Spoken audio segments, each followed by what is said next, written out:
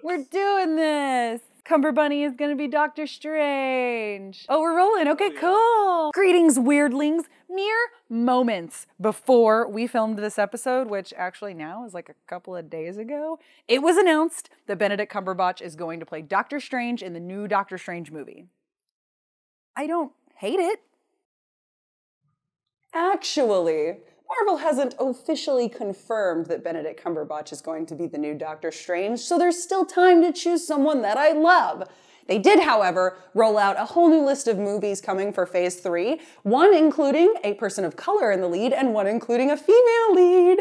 But I'll contain my excitement and we'll talk more about that next week. For now, keep watching because I'm going to tell you who I would like to see play Doctor Strange.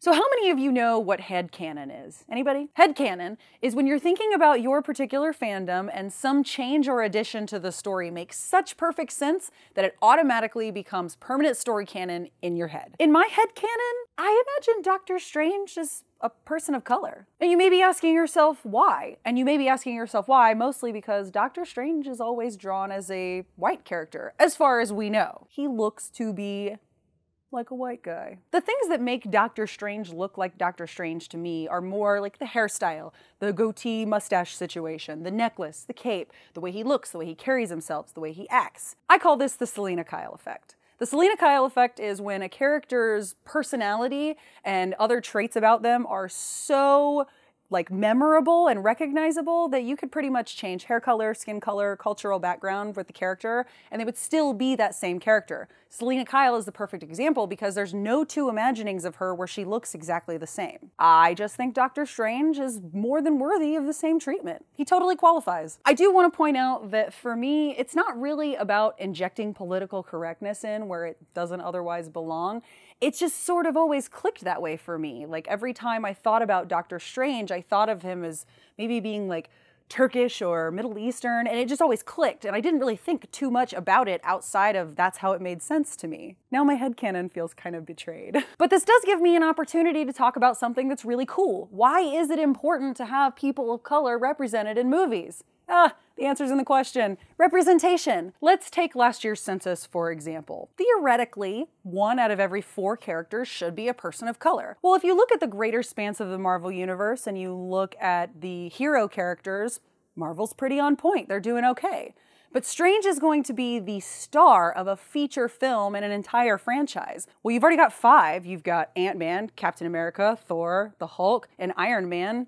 Strange would actually be number 6. Our numbers are kind of hurting here. It just would have been really revolutionary for Marvel to seize the opportunity to seamlessly cast a person of color in a lead role. It's also worth noting here that if we're going by the census, a little over half of your favorite Avengers would also be women, which would be so awesome. Because this is all in good fun, and because I really like fan casting, I've come up with a list of 5 actors of color that I think would have made a great Doctor Strange. Now I need you to read me all of their names very carefully. Sindhil Ramamurthy would make a great Doctor Strange. You may recognize him as Dr. Mohinder Suresh from Heroes. He's already been a doctor. Come on. Daniel Day Kim, because he would be really good.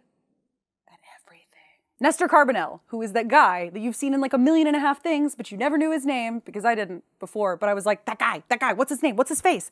He was in Batman. He would make a really great Doctor Strange. Kind of looks just like him. Ken Watanabe, hang on there. Don't leave. Yet, I swear. I can make this make sense. He doesn't look like Doctor Strange. He's a little unconventional and he's a little on the older side for what you might want to introduce a character into a storyline as, but I really think that he could pull off the, I have a lot of responsibility, I have this great power, I'm also a little morally gray and kind of have a god complex, but I'm so charming. Is there a word for that? Let me have this one. I love this man. My first choice will be Oded Fair. I mean, come on. Have you heard him talk? Have you looked at him? He is Doctor Strange. Got intense eyes.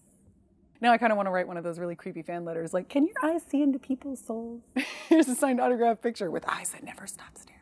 Just so we're all clear, I am not saying that Dr. Cumberstrange is in any way a bad thing. Go get him, Cumberbunny. I think he will be an amazing Doctor Strange, and I will very much enjoy the movie and go see it and eat lots of popcorn. I think that Benedict Cumberbatch could play a doorknob, and I would want to buy all of the associated merchandise. It's just worth noting that a lot of people are concerned about the amount of representation in movies, and Marvel is known for being very revolutionary about their casting and the way that they handle these movies. Some of us wanted to see that. I'm just saying. So what do you think? Are you pro Benedict Cumberbatch? Are you anti Benedict Cumberbatch? Are there any other people of color that you would love to see play this role?